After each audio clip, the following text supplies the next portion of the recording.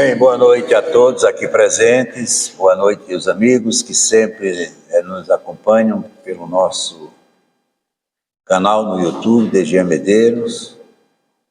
Como sempre tenho pedido, se inscreva no nosso canal para nos ajudar na divulgação dos nossos trabalhos, das nossas palestras, e assim termos dar continuidade às nossas atividades, né, que são as que nós desenvolvemos aqui no Chico Xavier.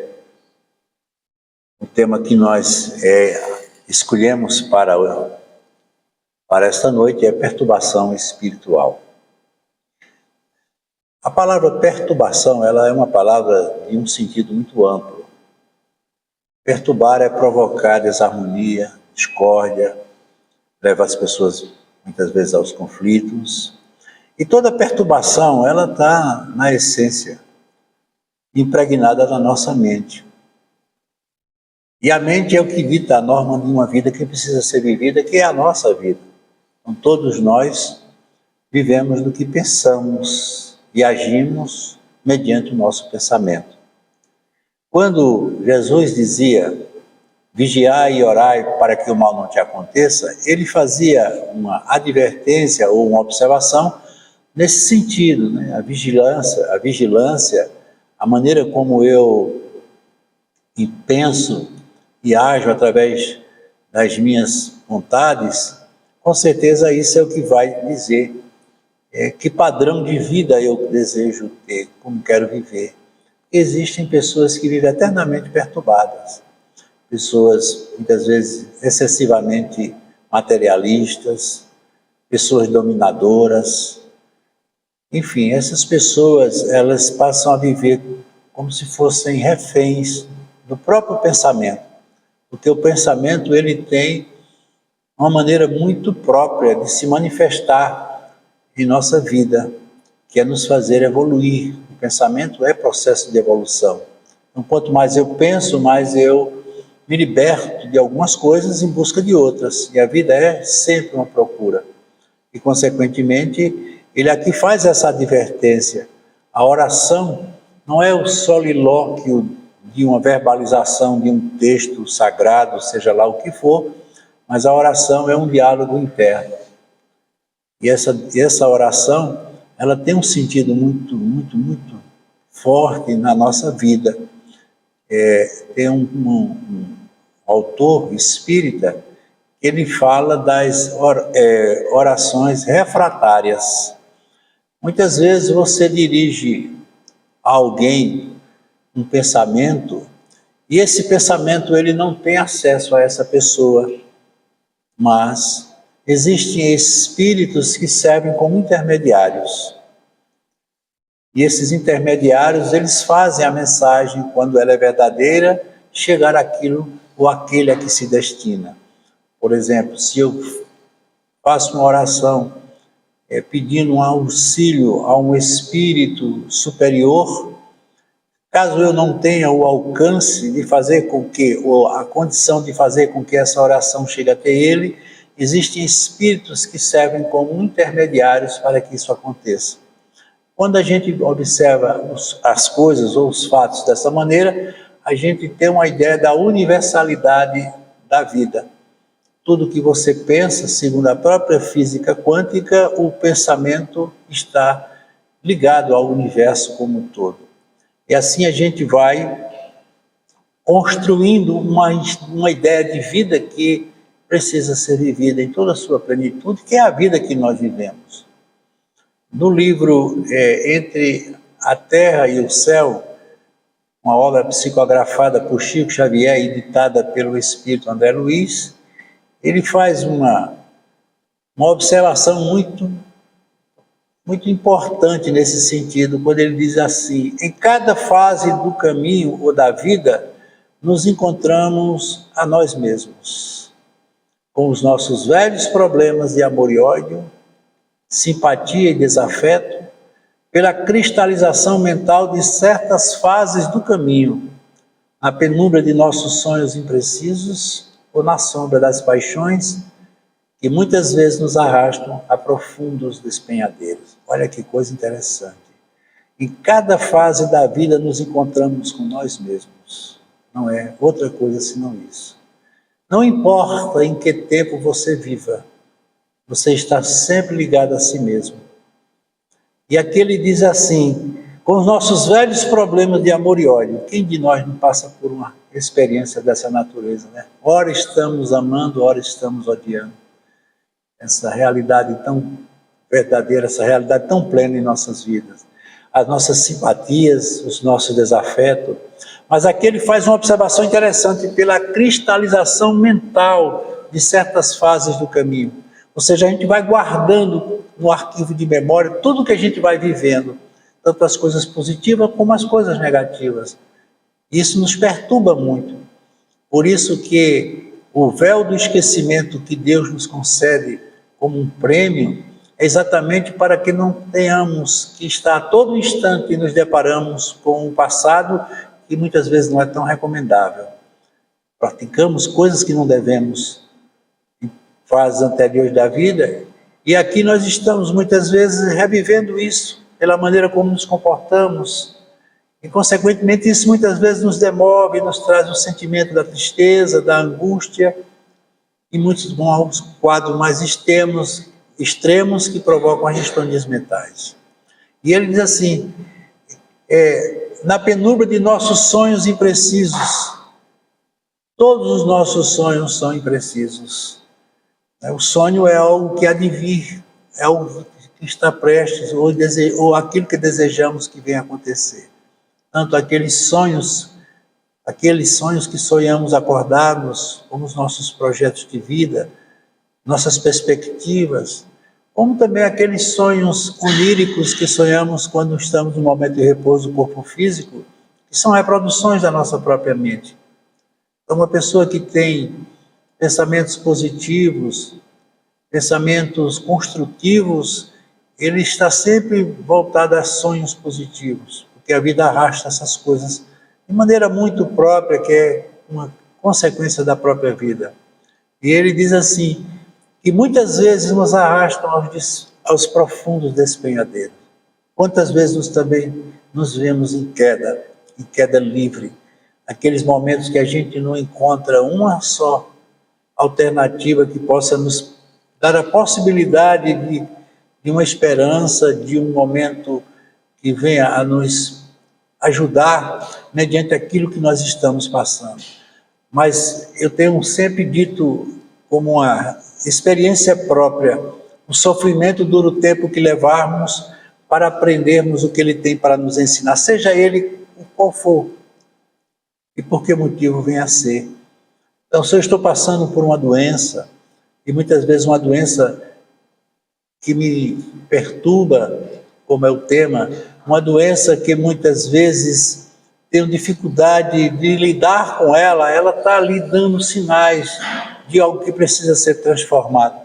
E é necessário a gente ter sempre essa visão mais aprimorada, mais amadurecida do que seja. Então, se está comigo, é porque me pertence. Nada na nossa vida é fruto do acaso. Nada. Eu tenho aqui comentado isso. A gente tem procurado muito soluções que nem sempre são soluções. Deus não é a solução de nada. Deus não é a solução de nada. Deus é tudo, gente. O próprio Humberto Rodan dizia assim, que Deus é esse que em tua mente cabe. A gente não tem ideia do que seja Deus. Deus é absoluto, nós somos relativos. Mas ele tem uma coisa interessante a nos mostrar. A obra de Deus é uma obra de ensino e aprendizagem. Pode observar que toda a nossa vida recai nesse princípio. Ora estamos aprendendo, ora estamos ensinando. Os pais ensinam aos filhos o filho que ele foi. Então, quando eu era professor, que eu dava aula, eu via na sala de aula, em cada aluno, um retrato do aluno que eu fui. Isso é muito importante porque faz a gente ser uma pessoa mais responsável pelo que faz. Então, se eu quero ser um bom pai, com certeza eu quis ser um bom filho. É aí onde entra essa proposta de Deus. Ora, se ele sabe tudo, Deus sabe de tudo. Deus não está no céu, na igreja, no centro espírita, no templo religioso. Deus não está. Deus está dentro de nós. É o Deus manifesto de Baruch Spinoza, quando ele diz que Deus é a essência. Então, o Deus que existe é o Deus que está em mim. Como ele é perfeito, eu também sou perfeito. Todos nós somos perfeitos. Mesmo que eu tenha uma estrutura toda deformada, um corpo muitas vezes monstruoso, mas ali há a essência de Deus, como há em qualquer corpo.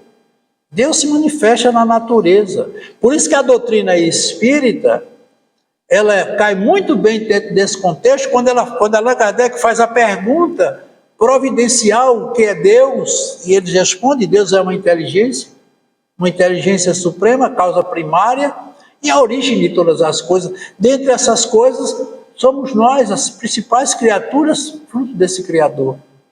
Então, o Deus que está presente em tudo e em todos. Ele é onisciente, ele sabe de tudo. Ele é onipresente, ele está presente em tudo. Ele é onipotente, ele pode tudo. E por quê? Por que ele não elimina de mim as minhas dores? Por que ele não resolve os meus problemas? Ora, eu vou para a igreja, eu rezo, peço, sou uma pessoa aparentemente boa, faço tudo correto, sou um daqueles politicamente correto. E por que na minha vida dá tudo errado? Por que tem hora que as coisas vão embora e parece que não vão mais voltar? Porque não há compreensão. Então significa dizer que Deus está ausente de mim. Olha, Deus me abandonou. Porque o próprio Jesus disse: qual pai cujo filho lhe pede um peixe, ele lhe dá uma serpente, lhe pede um pão, lhe dá uma pedra? Se os pais da terra não fazem isso, por que Deus faria? Porque eu estou vivendo esse drama como o tema de hoje, que é perturbação mental? Será que ele não podia interceder e aliviar a minha mente, a minha tensão, me trazer uma proposta mais proativa, uma coisa mais consolidada? Mas ele não vai fazer isso. Porque Deus, ele age com as criaturas, através das criaturas. Se eu estou com um problema familiar, ao invés de eu pedir a Deus a solução do problema da minha família, eu vou buscar na própria família os meios para que eu encontre a solução. Aí pode sim haver a interferência ou o auxílio de um espírito que possa estar em comunicação mental comigo, me dando um apoio, me dando forças para que eu possa alcançar. É como se você fosse um aluno com dificuldade em determinada matéria. Eu sou péssimo em matemática e vou prestar exame de matemática. As aulas que são dadas naturalmente não estão dando a mim o suporte que eu preciso para alcançar o conhecimento devido. Aí o que é que eu faço? Procuro um professor particular. Então nós precisamos dioturnamente de professores particulares. E esses professores são esses espíritos que estão no entorno de nós, esperando a oportunidade para interceder em nosso favor. Mas é necessário que haja a anuência, é necessário que haja a permissividade. Veja quantos conselhos bons um pai dá ou uma mãe dá a um filho. Mas será que esse filho vai atender a todos os seus conselhos? A gente não sabe. Mas é importante a gente ter essa ideia quando ele diz aqui: nos arrastam a profundos despenhadeiros. É hoje, infelizmente, a realidade que a gente tem visto no mundo. Estamos em profundo despenhadeiro por conta da maneira como estamos vivendo nossa vida. E outra coisa importante nesse sentido é o que prevalece, sobretudo, é a individualidade. Nós estamos vivendo a era do indivíduo, onde cada um só pensa em si e por si. Mas o projeto ele é coletivo. Eu não posso estar em casa ou na minha casa feliz se minha família não está feliz. É preciso que a gente tenha uma ideia de conjunto. E o que acontece? O que eles chamam de uma egrégora, local onde se concentram pensamentos de uma mesma ordem. Então eu chego em casa com minhas perturbações, quer seja comportamentais ou espirituais propriamente, o que é que eu vou transmitir para a minha família? Perturbação, insegurança, conflito. E isso repercute aonde? Dentro do lar, como nós vamos ver, onde todos vão ficar se retroalimentando daquela realidade que você foi o causador. Mas nós não estamos sós. Nessas horas aparecem aqueles que tiram proveito disso. Somos praticamente 8 bilhões de espíritos encarnados, mas 3 vezes esse número são espíritos desencarnados. E não se engane não, esses espíritos, na sua maioria, eles estão aqui no entorno de nós.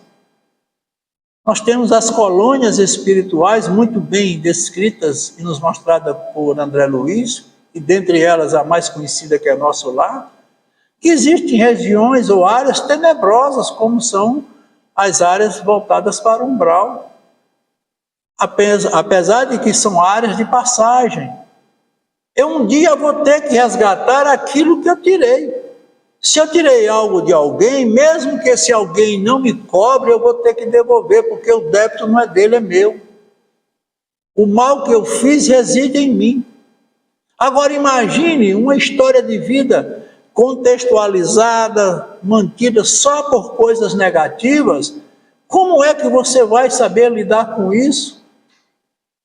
Como é que eu posso guardar em um só momento da minha existência todos os males e os erros que eu pratiquei, que não foram poucos, em detrimento dos acertos, claro. Mas as coisas boas, elas não reclamam nada de nós, mas o mal reclama. Veja que quando você magoa uma pessoa que você gosta, você se sente mal. Se você é uma pessoa minimamente consciente, você se sente mal. Por que eu disse isso a ele? Por que eu disse isso a ela? E isso nos consome muitas vezes, nos demove. Essas influências, elas são naturais na nossa vida. E o que é preciso a gente fazer para se libertar de pensamentos dessa natureza? É simplesmente dizer assim, eu não quero pensar, eu vou deixar isso de lado, eu vou abandonar essa família porque ela não corresponde aos meus anseios. Aí você deixa mulher, filhos e outros ali. E com certeza você vai se sentir bem porque você está se libertando de uma coisa que aparentemente lhe aprisiona, mas o problema está com você.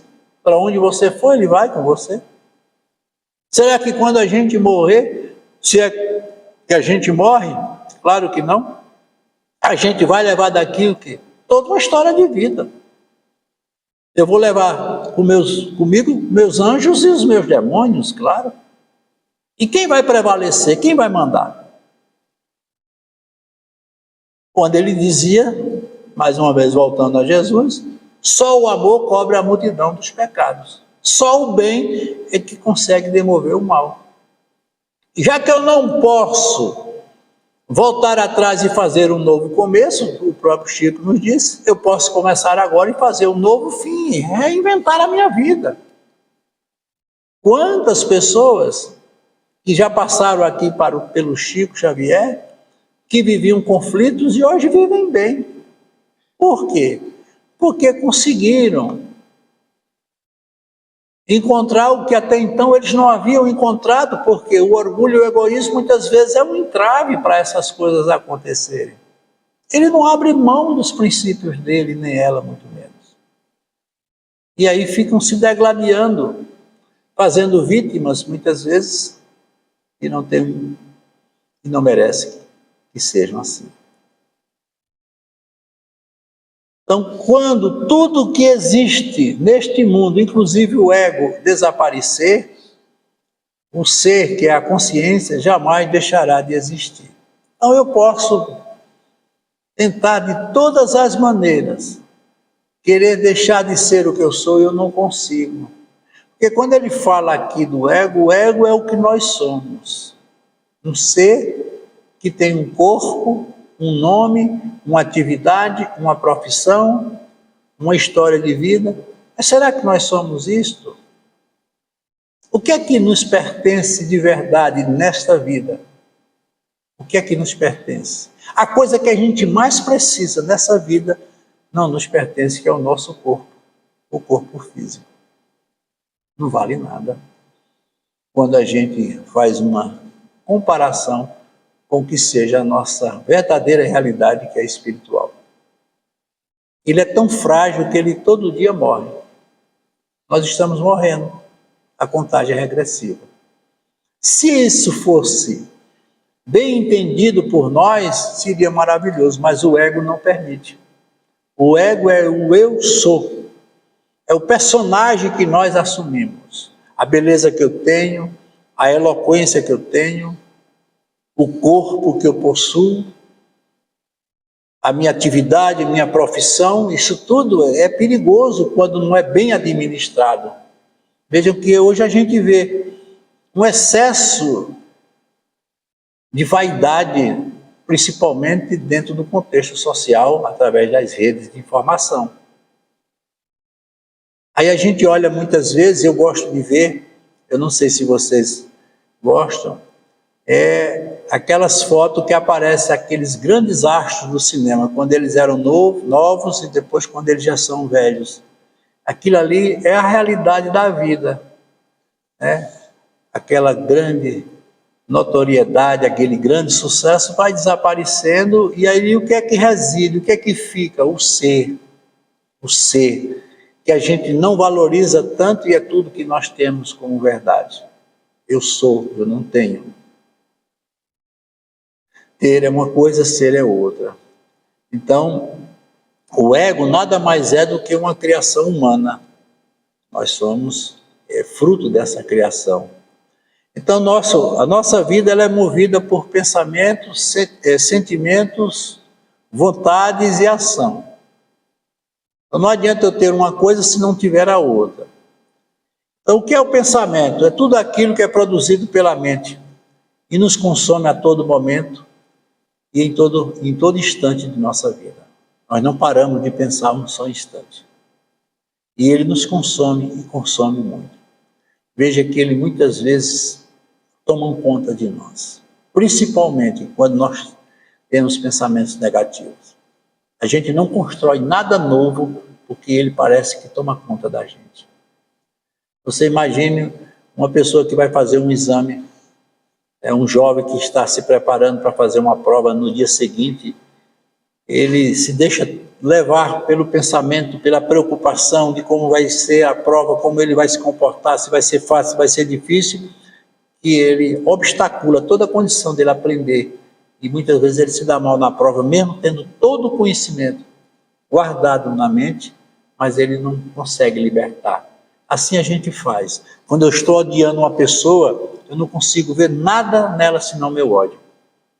E ele deixa a gente preso a isso. Isso é muito tóxico e faz um mal muito grande. Por isso que a gente tem que ter muito cuidado em disciplinar o pensamento. Conversa mais com tua mente. E quando esses pensamentos vierem, diz a eles, eu não quero conversar com você. Eu faço muito isso. Mudar o pensamento é mudar uma ideia, mudar uma forma de ser, de estar. Os sentimentos. Sentimento é uma realidade subjetiva. Quando a mente analisa um pensamento e a partir daí cria um fato que irá se fixar na área do inconsciente. Então, tudo que eu guardo dentro de mim, na forma de pensamento, vai se transformar em sentimento. Sentimentos positivos, sentimentos negativos. Tanto eles podem nos levar para frente ou nos puxar para trás. Os sentimentos, eles são assim. E ele fica exatamente na área do inconsciente. O inconsciente é tudo que nós somos. Tudo, tudo. Porque você observa o seguinte, tudo que nós pensamos no presente se transporta para o passado. Passado e presente se retratam continuamente. E é por isso que a gente tem tanta dificuldade de lidar com a vida e com as coisas da vida. Porque a gente guarda muita coisa do passado. Uma imagem, uma ideia, uma palavra, tudo isso muitas vezes nos consome muito. E aí vem as emoções. As emoções é tudo que está ligado ao mundo exterior. Entendeu? É quando reagimos a algum pensamento. Então, a emoção significa, fora emoção é movimento. Então, quando eu tenho sentimentos bons, eu arrasto boas emoções. Então, a emoção, ela pode vir na forma de um choro, pode vir na forma ou no momento de raiva, ela pode se transformar em agressão, medo, também pode ser alegria, tudo isso é emoção. E ela muitas vezes nos toma por inteiro. Veja que uma pessoa, quando ela está possuída por uma emoção, principalmente no sentido da raiva, ela se torna totalmente incontrolável. Por quê? Porque essas emoções, elas arrastam coisas muito fortes dentro de nós como pensamento. E assim, quando os sentimentos se aliam às emoções e são de natureza negativa, podem criar traumas existenciais, levando aos transtornos mentais, transtornos estes que nós ouvimos tanto falar. Por exemplo, se eu sou uma pessoa que carrego continuamente pensamento de tristeza, sou uma pessoa negativa, esses pensamentos se consolidando, eles vão formar sentimentos dessa mesma ordem. E as emoções, elas vão ficar sempre arrastando mais ainda. Ou seja, se eu estou triste, o meio em que eu vivo se transforma também no lugar triste. E aí vem o que ele chama de depressão. Depressão, depremere, que é a palavra que dá origem, significa para baixo, puxar para baixo. Uma pessoa depressiva, ela está para baixo. O que significa isso? É que seus pensamentos e seus sentimentos estão acima da capacidade que ele tem de resolver. Eu não dou conta. Quando eu não dou conta de uma coisa, eu me entrego a ela. Eu me fragilizo e passo a ser vítima. Então, o depressivo, ele é vítima da tristeza. E ele é um sentimento de natureza incapacitante. Ou seja, eu perco a capacidade de agir. Veja que a gente comentou, pensamento, sentimento, vontade e ação. Muitas vezes eu tenho um pensamento bom, eu tenho um bom sentimento, eu até tenho uma boa vontade, mas eu não tenho ação. Eu paraliso minha capacidade de agir. Então, com isso eu me recolho. E o recolhimento faz com que a depressão ela se acentue mais ainda, porque tristeza arrasta tristeza. E é necessário que se tome uma providência urgente para que essa depressão não se prenuncie num quadro mais grave. E são aquelas que levam as pessoas muitas vezes ao suicídio. Ele acha que a vida não tem mais nenhum sentido, que não há mais o que fazer, não há mais solução para nada. Simplesmente chegou ao fim. Então, o suicídio é uma desistência. Eu desisti de tudo, eu não quero mais viver. Eu desisti de ser alegre, eu desisti de ser gente, eu desisti de amar, eu desisti de tudo. E a gente não pode fazer isso. A vida não permite isso. Veja que desde o começo a gente comentou essa essência divina. Então, se eu estou com Deus dentro de mim, e Deus é essa força que me mantém, mesmo diante dos meus erros, porque o que faz a gente errar é o livre-arbítrio. É escolha errada. Uma escolha infeliz traz consequências infelizes. Veja que até na relação humana isso acontece. Quando você escolhe estar ao lado de uma pessoa do mal, você se deixa levar por uma impressão do mal e ali você passa a ser refém. Então a gente tem que ter muito cuidado com essas coisas que são próprias da vida. Então, consequentemente, a gente precisa combater esses males com o processo da transformação. Então, se eu não consigo por um caminho, eu procuro outro caminho, que não vai faltar oportunidade. Porque assim, gente, se Deus nos desse tudo, a vida não valeria nada. Não valeria nada. Você imagine você ter um filho, uma mãe ter um filho, e com medo que ele possa cair, porque você sabe que quando a criança começa a dar os primeiros passos, ela cai, levanta, a mãe dissesse, não, eu não vou colocá-la diante de uma prova dessa, vou carregá-la nos braços, porque ela nos meus braços ela está mais segura e, consequentemente, ela não corre o risco de cair. Como seria o futuro dessa criança? Ela não andaria, porque ela não exercitou, ela não praticou o ato de caminhar. Então, o que Deus faz é isso, Ele nos manda caminhar. Agora, o que é que a gente faz? O que é que uma mãe faz? Ela começa protegendo. O pai e a mãe botam a mão de lado, para quando ela cair, ela não se machucar, e aos pouquinhos ela vai aprendendo até que ela consegue andar por conta própria. A vida é assim. Você tem que trabalhar as coisas para dominá-las por conta própria, porque quando você está sofrendo ou vivendo qualquer drama da vida, é você com você mesmo. A gente nunca deita para dormir com os problemas naturais e alguém deita ao lado nosso, como ele ou ela, e vai transmitir para a gente uma possibilidade de uma transferência do problema, porque não, o problema de cada um é de cada um. Ali você está com suas próprias realidades, seus fantasmas, suas alucinações, e é uma coisa que você tem que aprender a tratar. E o que é interessante, e eu sempre tenho dito, que quando ele passa por um processo de um sofrimento muito acentuado, que prenuncia um quadro de depressão, ele procura a primeira ajuda e deve procurar, que é de um profissional de saúde. O médico vai ter que medicar. E o que a gente vai fazer? Claro, seguir a orientação do médico, que vai interceder ministrando um medicamento, um ansiolítico, um antidepressivo, que com certeza vai diminuir muito aquela carga de tensão que você carrega. Mas o que acontece? O remédio, quando passa o efeito, tudo volta ao que era antes. Se você não modificar a mente, o cérebro não consegue suportar sozinho essa carga de transformação que é imposta pela necessidade de um pensamento melhor, mais proativo, mais produtivo. Então, fica sempre essa guerra entre mente e cérebro, mas a mente ela é soberana e é ela quem comanda a nossa vida, como nós vimos. A gente tem que estar sempre de bem com a vida, e através de pensamentos dessa natureza a gente vai construindo uma realidade mais própria. Porque veja que a gente vive num mundo onde a posse é hoje o que mais se fala. Todo mundo quer ter mais, todo mundo quer ser mais. Como eu comentei, na própria rede social, o que a gente vê? Desfile de beleza, de poder, de riqueza. E vejo que essas pessoas elas não são felizes. Não são felizes. Por quê? Porque isso não é próprio da felicidade.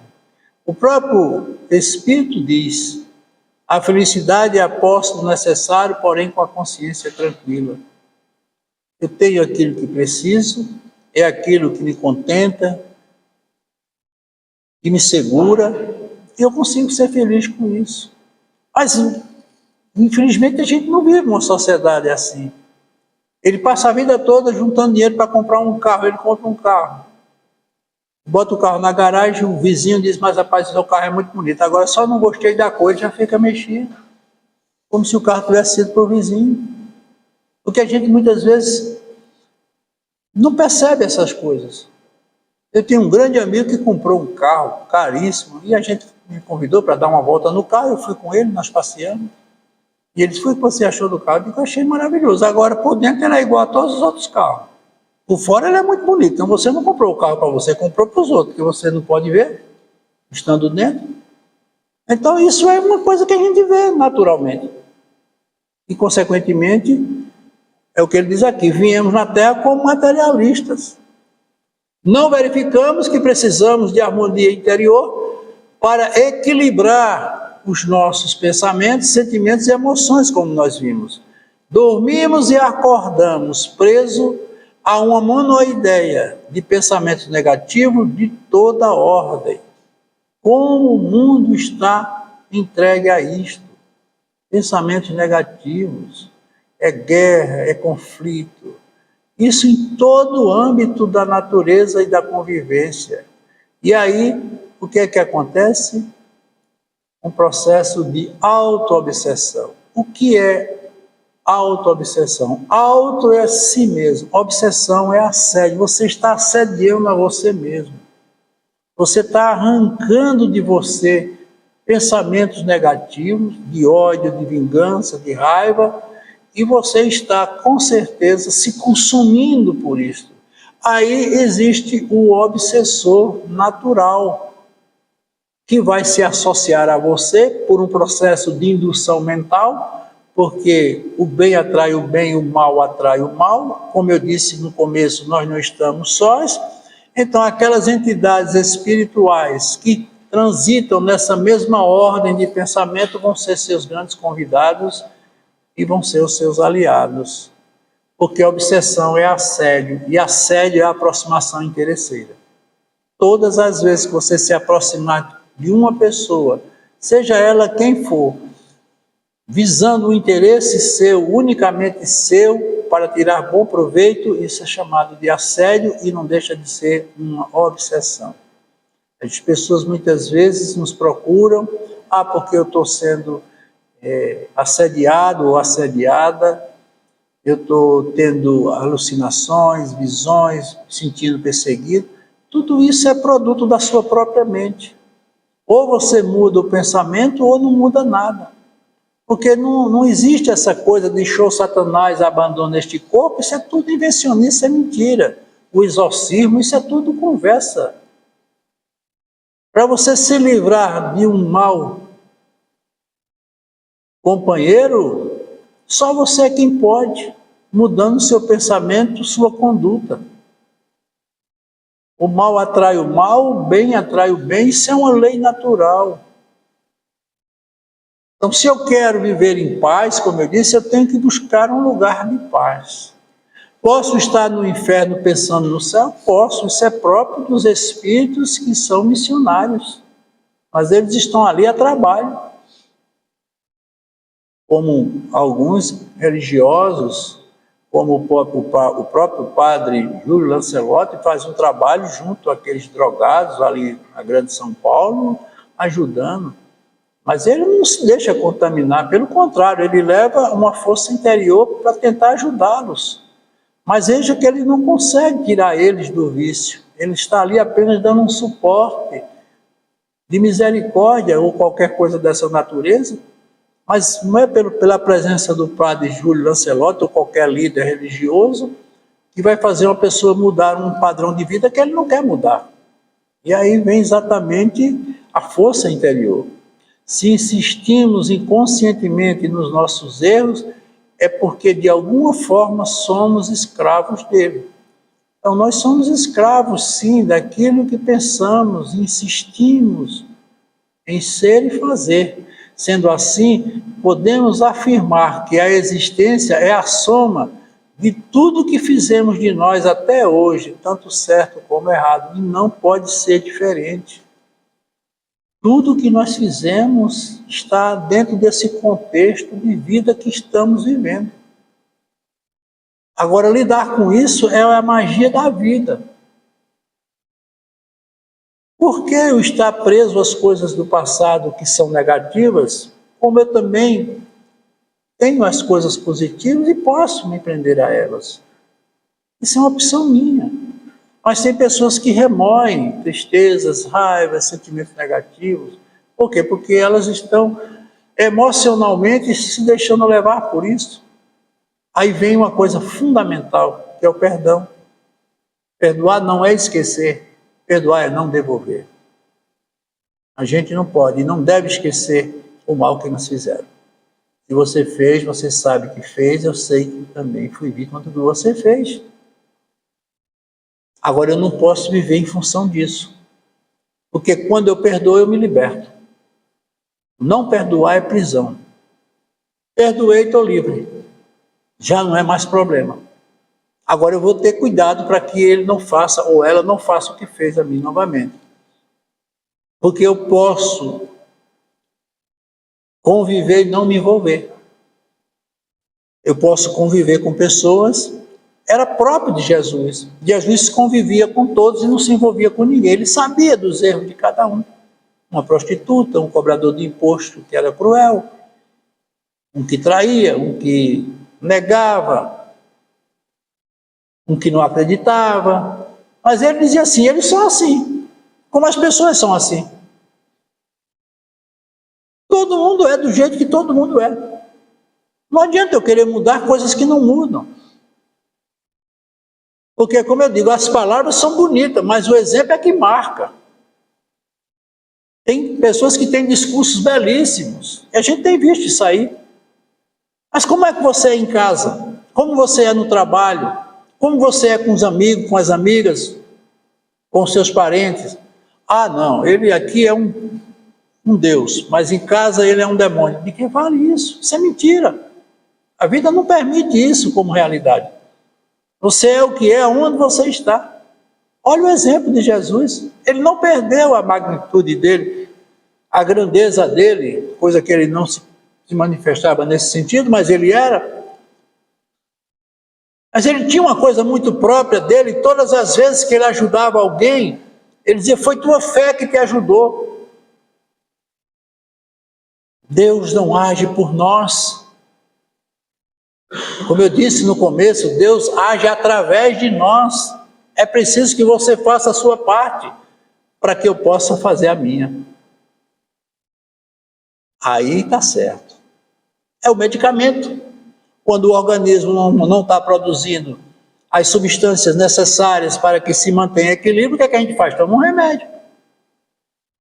Quando o corpo está fragilizado, não cumprindo com suas funções normais, o que é que a gente toma? Um suplemento. Suplemento é o quê? Um complemento. Aí a medicação vem, faz o reparo, consegue suprir aquela necessidade, mas é bom que a gente volte a produzir por conta própria, para que o corpo seja mais bem harmonizado e seja melhor estruturado. Mas nada nos impede de pedir uma ajuda. Estou precisando de ajuda. Mas a gente não faz isso. Quando a gente está mal, a gente, de forma bem espontânea, a gente expressa o mal que a gente tem. É como aquele colega que está no seu local de emprego e chega o outro, muitas vezes não lhe dá um bom dia, não lhe dá uma boa tarde, uma boa noite, com aquela cara trancada, como a gente sempre costuma dizer. E o que é que o outro faz? Se você está assim, eu também não vou lhe dar a menor atenção, mas já fica julgando o colega, colocando as suas ideias nele. Quando a gente podia perguntar, fulano, por que você está assim? Por que você está tão triste? Você não é triste? Está precisando de uma ajuda? Precisando de uma palavra? Mas a gente não faz isso. Não faz isso. O que é que o patrão faz com o empregado? Ele não vem trabalhar, desconta o dia de trabalho dele. Não é assim que a lei manda? Não é normal isso? Não veio trabalhar, está descontado. Aí ele apresenta um atestado médico, um pedaço de papel cobre. Mas custa nada o patrão chamar? Eu, como patrão, fiz muito isso. Por que você não vê? O que está acontecendo? Está precisando de alguma coisa? Precisa de ajuda? E muitas vezes ele está passando por um problema difícil, até mesmo de uma palavra. Mas a gente vive numa vida penalizada e penalizando todos. E aqui vem exatamente aquilo que é a nossa base. O lar está em crise. E a gente sabe disso.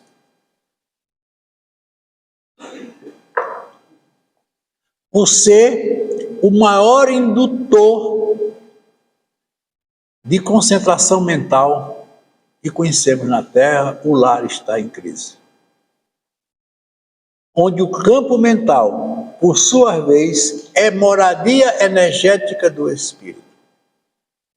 Os lares perturbados, eles são reféns de toda perturbação criada. E é onde a gente tem que ter todo esse cuidado. Por quê? Porque o lar a família é a célula fundamental da evolução. Veja que nenhum espírito pode entrar nesse programa de vida aqui na Terra se não for através de um lar, seja ele qual for. Mesmo que ele seja, porventura, adotado, mas ele vai ter que cair lá. E ele diz assim, é o maior centro de indução mental, onde as influências, elas ali, têm uma importância muito grande. Por quê? Porque, como eu disse, nós obsediamos e somos obsediados. Assediamos e somos assediados. Aquilo que a gente muitas vezes não percebe, a gente faz e deixa uma marca mediante o que fez. Aí ele diz assim, muitos pensam estar na igreja, nos templos religiosos, movidos por crenças que eles professam, é importante isso, estão livres dos processos obsessivos. Cuidado com os falsos profetas. Eu não posso jamais usar da palavra para querer mudar o que não se muda. Por isso, como eu disse, as palavras são efêmeras, mas o exemplo é dignificante. E aí exatamente isso que a gente precisa ver. Eu espero sempre que as pessoas ouçam aquilo que nós dizemos, falamos, mas que elas procurem construir suas próprias ideias. A doutrina espírita, ela é muito livre nesse sentido. Por ela estar na natureza, ela permite tudo e aceita tudo. Qualquer um de vocês aqui presentes podem contestar qualquer coisa que eu tenha dito aqui, com todo o direito que vocês têm. Vocês podem sair daqui não acreditando em nada do que foi dito, que isso é tão permitido como qualquer outra coisa. Eu não estou aqui para construir minha ideia na ideia de vocês, ou na essência ou na consciência de vocês. Eu estou aqui para dizer aquilo que eu sinto e penso, aquilo que eu aprendi e hoje eu me sinto à vontade em querer ensinar ou tentar ensinar. Mas nada me dá a certeza de que seria atendido nesse propósito ou nesse pensamento, porque isso depende de cada um. A lei do campo mental nos mostra que, segundo esta lei, a criatura, seja onde for no universo, apenas assimilará influências que se afeiçoem a ela pela força do pensamento contínuo, exatamente o que eu disse a vocês. Que cada um veja o que foi dito e procure entender da maneira que puder entender. Não se deixar influenciar por outra coisa, senão usar o crivo da razão, que é importante para tudo. Considerando o nosso cérebro como uma casa de 3 andares, nós temos o primeiro andar.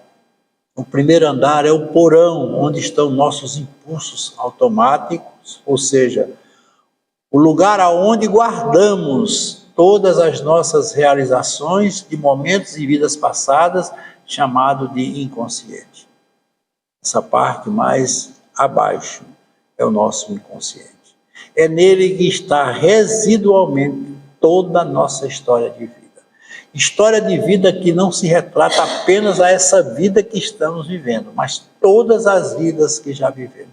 Nós não sabemos quem fomos. E é melhor que não saiba. Porque se o processo é de crescimento e de evolução, ontem eu era menos do que sou hoje.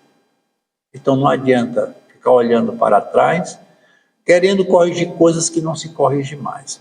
Mas veja que coisa interessante, nós hoje somos muito melhor do que éramos antes. Porque eu não sei se eu estava lá jogando pedra na cruz onde Jesus se encontrava. Eu não sei se eu era um daqueles centuriões do circo dos horrores. Eu não sei se eu estava lá no holocausto, eu não sei. E é melhor que eu não saiba, porque isso não vai me ajudar em nada. Porque o que me interessa na vida, ou o que interessa nessa vida, é o que eu sou hoje. O que eu sou é o que eu penso, é o que eu faço. É onde eu existo agora. Então, nosso inconsciente, ele tem lá essa capacidade de guardar tudo. Nós temos o segundo lugar, que é o lugar aonde estão as nossas conquistas atuais. Ou seja, tudo que construímos no momento presente que chamamos de consciente. Ou seja, nesse exato momento nós estamos usando o nosso lado consciente. Vocês estão me ouvindo, eu estou falando. Mas daqui a alguns minutos, isso vai tudo para o porão, vai para o inconsciente. Quando vocês saírem daqui, toda essa palestra, todo esse nosso instante já vai para o passado. E vai ficar na memória de vocês aquilo que vocês considerarem de forma seletiva mais interessante. Você pode sair daqui dizendo que não entendeu nada, que não acreditou em nada, que não valeu a pena ter estado aqui. Alguns vão dizer que sim, porque o inconsciente vai guardar isso e vai nos mostrar através da força que nós possuímos. É trazendo do passado para o presente aquilo que consideramos mais interessante, porque a mente ela trabalha com o processo seletivo. Isso é interessante. Guardar sempre coisas boas. A gente, quando encontra um amigo do passado ou uma amiga, e a gente começa a falar da nossa juventude, isso nos traz uma alegria muito grande. Quando a gente trata de coisas bonitas, né? Aquele momento que a gente passa por uma loja e ouve uma música que foi do namoro, da paquera, da infância, isso faz a gente viajar e a gente se sente feliz, a gente se modifica. Então o inconsciente tem esse poder de retratar no presente coisas boas ou ruins que vivemos no passado.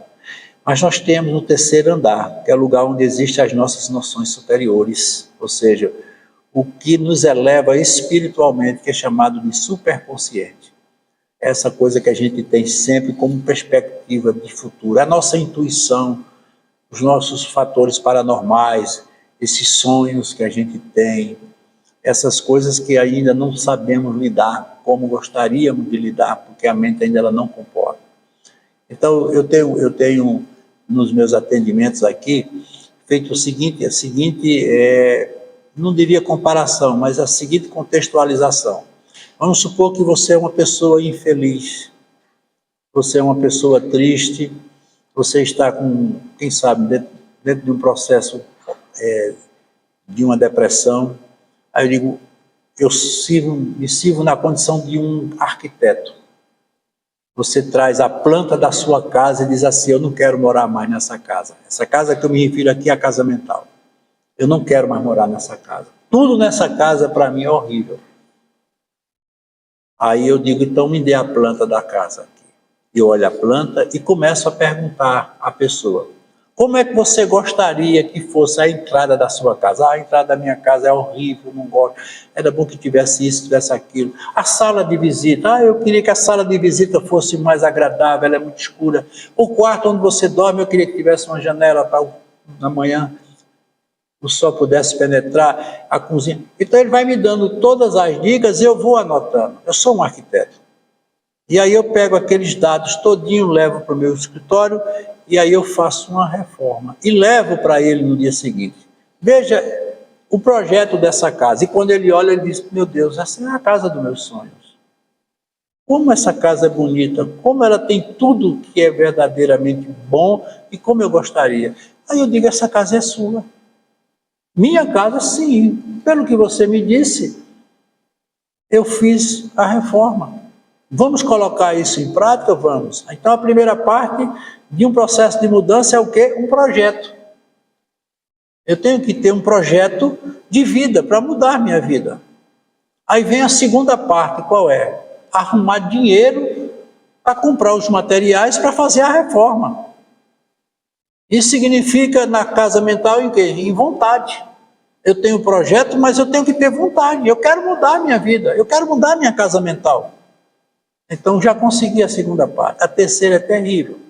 Eu tenho que fazer a reforma dentro de casa. Não posso sair porque só tem essa casa. Vocês sabem o que é fazer uma reforma, principalmente as mulheres. Uma reforma em casa é coisa para enlouquecer. Desce parede, levanta parede, derruba uma coisa. É hora que Eu já fiz uma reforma na minha casa, teve uma hora que eu estava almoçando no quintal, porque a cozinha não cabia mais, de tanta coisa.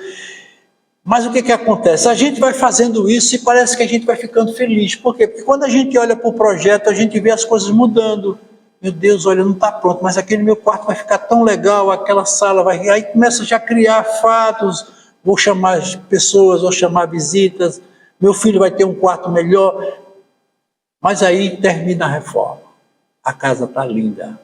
Tudo que estava no projeto está na casa. Aí ela fica triste. Diz assim, os móveis são velhos. Tudo novo, mas os móveis são velhos. Aí eu disse, mas eu já me preocupei com isso desde o início. Não foi que eu fiz? Um porão. Um quarto de despejo. Você vai pegar cada móvel desse, vai botar uma etiqueta e vai embalar. A cadeira que foi da minha avó, a mesa que foi da minha mãe, cada móvel desse que tem um significado na sua vida, você vai colocar e vai guardar nesse porão e vai ficar com a chave. Quando eu quiser matar a saudade, eu vou lá.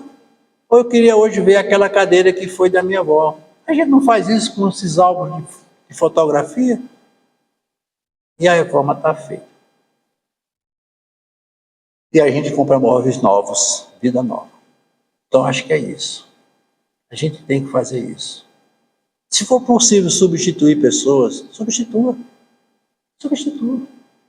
Ah, porque meu casamento não deu certo e o padre disse que aquilo que Deus uniu ninguém pode separar porque ele nunca casou, porque ele nunca teve problema. Ele não sabe o que é um casamento cheio de brigas, de conflitos. Quando não se pode resolver, a solução é cada um procurar seu caminho. E muitas vezes cada um procura seu caminho e é feliz no outro caminho. Se a experiência não foi possível com esse material que eu tinha, eu busco outro material para realizar a minha experiência. Mas o importante é você estar sempre lidando consigo mesmo, em busca dos seus sonhos, da sua vontade, da sua realidade. E só tem uma pessoa no mundo que é capaz de resolver todos os seus problemas. Não é Deus, não vai ser Jesus, não é ninguém, é você mesmo.